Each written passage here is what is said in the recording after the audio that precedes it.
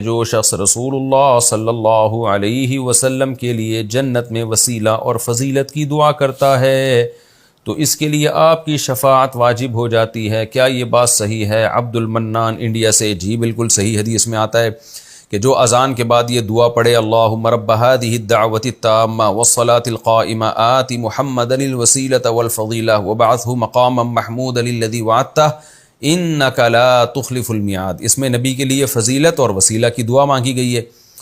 تو نبی نے فرمایا حلت لہ شفاعتی، اس کے لیے میری شفاعت لازم ہو جائے گی۔ تو یہ ایک فضیلت کی بات ہے۔ تو اب یہی نہیں کہ صرف آپ اسی پر اکتفا کر کے بیٹھ جائیں، کیونکہ جیسے نبی کے لیے یہ دعا مانگنے سے آپ کی شفاعت لازم ہوتی ہے، ایسے ہی بہت سے کام ایسے ہیں جن سے آپ شفاعت سے محروم بھی ہوتے ہیں۔ تو اس لیے کبیرہ گناہوں سے بچنا پہلے ضروری ہے۔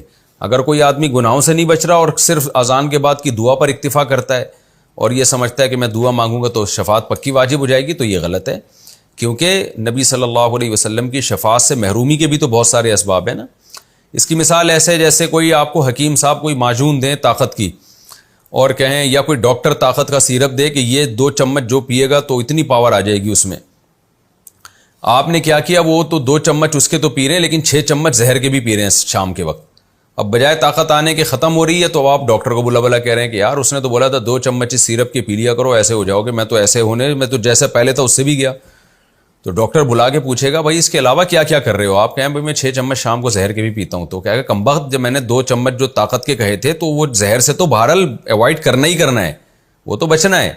تو اسی طرح گناہوں سے بچنا بہرحال ضروری ہے۔ پھر جو ہے یہ جو دعا ہے انشاءاللہ اس کا بہت فائدہ ہوگا۔